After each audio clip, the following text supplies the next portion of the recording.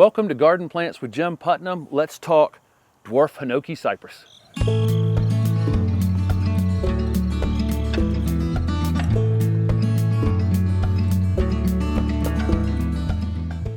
So this is Dwarf Hinoki Cypress, or Chamaecyparis obtusa nanogracilis, which is a mouthful, the Latin name on this one.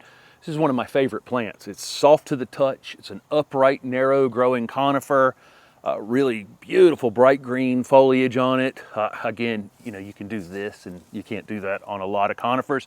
I would expect this one, whatever height it is, to have about half that width. And so you'll see tags that say these only get 3 to 6 feet in height. It'll blow through that eventually. It's a slow growing conifer, so it won't be quick to do it, but I've seen these over 10 feet in height. And again, if it's 10 feet in height, I would expect it to be between 4 and 5 feet in width, something like that.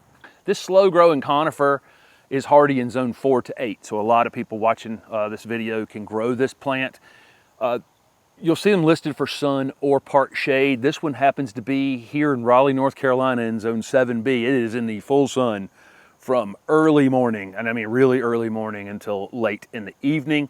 And it tolerates it just fine.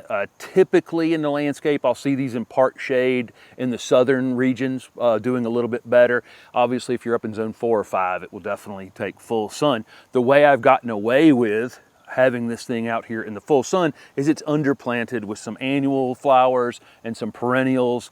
There's no weeds around it. It's mulched well. It's been watered when it needed water. So, I've given it a pretty good life here, but I don't think it would want 15 hours or 14 hours of direct sun like it's getting in the middle of summer without those additional protections. The color on this is just amazing to me. It's got these grow in those little flat branches like this, which is really unique looking, and a lot of Chamaecyparis grow like this. If you look under the side of it here, it has this blue-green coloration on it. And then, you can see that right there. Beautiful. Again, soft to the touch. And it's that blue-green foliage, but all the new growth on it is a much lighter green. And this is when you expect to be getting some growth on these here in the fall and in the late winter, early spring. So what are we going to use this for? Almost anything. This is a great choice if you wanted to do something interesting, like bonsaiing something or taking something and manipulating it with wire to make an interesting shape. Great choice on the corner of a foundation, the part shade space. Great container choice. It's so cold hardy that even folks in colder areas can keep this one in a container through the winter time. Check on the watering in the winter. If a pot freezes solid, during the winter, the plant can't get any water. So do check on that. But this makes a great container choice. Here for me, I've got a path coming this way on my right and a path coming on this side over here. And it's just a perfect little corner piece. It's set back a little bit and lower things are planted around it. This fantastic accent plant really doesn't have any special planting requirements other than, as with most conifers, they don't like wet feet. So if it's an area that stays wet in the winter time or any time of year that would have standing water, this would not be a good choice. I have clay soils here in Raleigh and we have to mound everything up just a bit to keep from drowning anything. So that was done on this plant. Other than that, really not any worry on planting it. This soil had a layer of compost added to it, and then that compost gets mixed in as we plant. It wasn't tilled in or anything. It was just top dressed with it. And then it gets tilled, it gets incorporated when things are planted, and then it's been well mulched, again, underplanted with other things here. You'll have to do some watering on it the first year it's in the landscape. Conifers are not great at letting you know when they're dry. So this is a trickier thing with conifers, whereas leafy evergreen plants tend to wilt and kind of let you know they're dry, or annuals or whatever it is.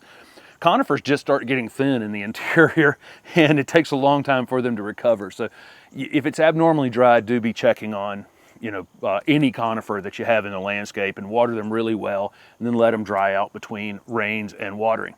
One other thought on positioning your Dwarf Hinoki Cypress would be wind. If you're up in zone 4, zone 5, if the ground freezes solid and this is in direct wind in the wintertime, it definitely can desiccate, meaning the water leaves the foliage faster than the roots could get the water up because the ground's frozen.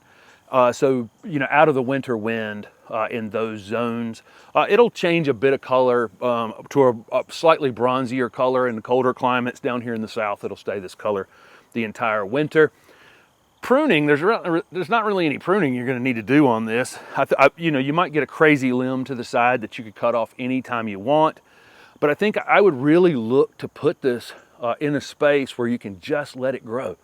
Someplace where it wouldn't matter if it's 8 feet tall and 4 feet wide, so you can really enjoy it in the future, because any kind of general shearing or pruning on it is going to take away from this really interesting look that it has. I only fertilize my trees and shrubs in the late winter, early spring with some sort of slow release fertilizer, always organic. Again, I'm keeping the soil covered in mulch. I'm watering when it needs water. I'm keeping the weeds away from it. And my conifers here in the south are underplanted with other plants to keep them from the sun from beating up on the roots. And so that's it. This is Dwarf Hinoki Cypress, and it's one of my absolute favorites. Thanks for watching.